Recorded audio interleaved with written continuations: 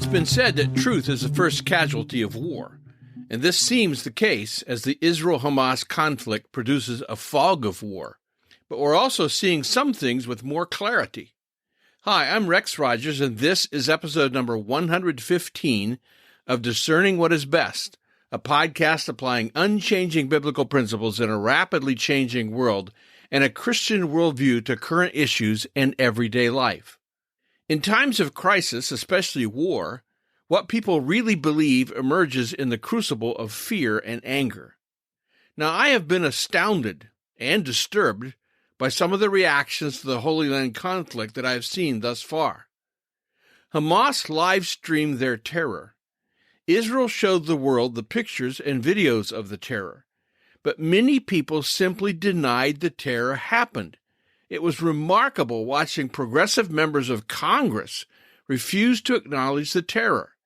It was more remarkable to see how many anti-Semites came out of the shadows to cheer on the murders of Israelis while denying the murders even happened. Many anti-Semites have taken to denying that the babies were decapitated, claiming the story was debunked. But the story was not debunked. In fact, reporters and military officials have all come forward as eyewitnesses to say that they saw it for themselves. But even if the babies had their heads, they were still murdered. What do people really believe? Recent anti-Semitism, blatantly and bluntly shouted on college campuses and in street demonstrations around the world and in the United States, is evidence. Those of us who read or research the radical left knew this was there. But now there's no excuse for the public knowing that this kind of hate is part and parcel of leftist, godless, socialist viewpoints. What has been most surprising to me is the audacity and the extent of this anti-Semitism. Like protesters in Australia chanting, "Gas the Jews." Now, until now, I could not possibly have imagined anyone but neo-Nazis chanting a phrase like that. A new phrase is circulating in various versions. Palestinian babies are as precious as Israel babies. Now, what right-thinking moral person would disagree with this? But why is this phrase circulating now? Just as Israel is seeking to hold Hamas to account, which seems to suggest the phrase is speaking more to Israel than Hamas. In any event, the phrase with associated cuteness memes is making the rounds on social media. A second clarity. What at first was called misinformation has morphed into constant fears of disinformation, which of course does exist, but mostly is a term used by the radical left to label any comment that calls into question what's now labeled the prevailing acceptable narrative. In the blinded minds of the radical left, they think anything with which they disagree should be silenced. The word narrative is a good word, but it's been co-opted to mean an ideological messaging point of view. Prevailing acceptable narrative is a phrase now used as a bludgeon to silence discussion, on a par with, "Hey, the science is settled." We've not only lost our ability to identify right and wrong, now we celebrate wrong, even evil. This is happening because America lacks a cohesive, coherent moral compass. In 1981, around 90% of Americans identified as Christian. Today, that number is closer to 60% and declining rapidly. America once debated the truth. Now everyone has their own truth, and anyone can be a woman. The woke application of relativism across our institutions has banished meritocracy and undermine the rule of law with a politicized federal bureaucracy. The knock-on effects of moral decline and mediocrity are enormous. Decades of public education teaching moral relativism is now rearing its head in people arguing that what Israel is doing in self-defense is somehow morally equivalent with what Hamas did in a horrific infiltration resulting in mass execution. Representatives Ilhan Omar from Minnesota and Rashida Tlaib from Michigan are two of the most vocal and visible terrorist-sympathizing voices on Capitol Hill. Both have a history of anti-Semitic shenanigans. Omar, remember, couldn't denounce radical Islamic terrorists who committed the 9/11 attacks, describing it as an event where some people did something. Some Hamas sympathizers in the American University and the U.S. Congress argue that the attack didn't happen at all.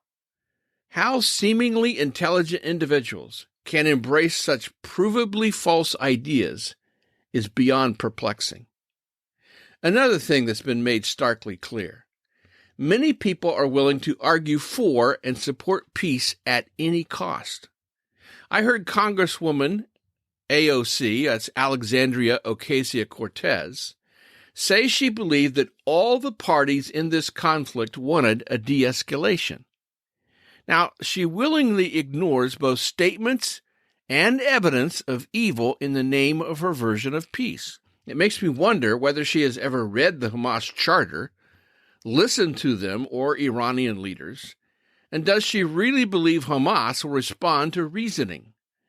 Where is justice in a peace achieved at any cost? A guest of Sat7's program last week, A Different Angle, Freddie Al-Bayadi, a Christian member of the Egyptian parliament, said, "Peace is tied to justice. If we are calling for peace, then we must also call for justice as well. We see biases in some media agencies and governments, where they lean to one side or another regardless of what that side is doing. So they defend that side from any aggression while remaining silent about aggression being suffered by the other side. Our role as Christians is to clarify that truth and peace come together." Now, certainly Christians are called upon to pursue peace, God's peace, in the lives of every individual, by grace through faith in Christ, and God's peace in the world in which we live. The challenge is how to establish a just and lasting peace, and upon what values and criteria is peace established. How do you establish peace between two groups when one of them wants to exterminate the other? Now, number 4, as a clarifying issue. Many people quickly side with Palestinian perspectives out of an a priori choice. And in a similar way, many American evangelicals side with Israel a priori. Is this choice rooted in confirmation bias, or their worldview, or the undue influence of media? Christian organizations in the U.S. have quickly aligned themselves, leaning toward or firmly placing themselves on one side or the other, Israel or Palestinian. Most of these Christian entities favoring Palestine are thankfully not endorsing Hamas terrorism, nor are they expressing anti-Semitic ideas. They are rather expressing concern for the Palestinian people, who are trapped in either the Gaza Strip or the West Bank. Palestinian proponents say Israel is occupying Palestinian territories, perpetuating an apartheid state. Israel proponents say that Israel is not occupying, only walling and blockading the disputed Palestinian territories because of the ongoing threat of suicide bombers, significantly reduced, by the way, since the West Bank barrier wall was built, and to protect against mass attack like the Hamas infiltration. Global Opinion says Palestinians are not Hamas. This is true. But others note that Gaza residents celebrated in the streets when they got news of the Hamas massacre. And Israel says that the people of Gaza elected Hamas in 2006, and Hamas is therefore responsible for the difficult living conditions in Gaza. Now, the likelihood of escalation with more state or terrorist actors getting involved is very high. This certainly should be part of our prayers. That Hezbollah does not get more involved coming out of Lebanon in the north. That Iran in Syria stay out of this. That Hamas terrorists be brought to account. And that a just peace can soon be established. Well, we'll see you again soon. This podcast is about discerning what is best. If you find this thought-provoking and helpful, follow us on your favorite podcast platform. Download an episode for your friends. And for more Christian commentary, check my website, REXM as in Martin, it's rexmrogers.com. And remember, it is for freedom that Christ has set us free. Stand firm.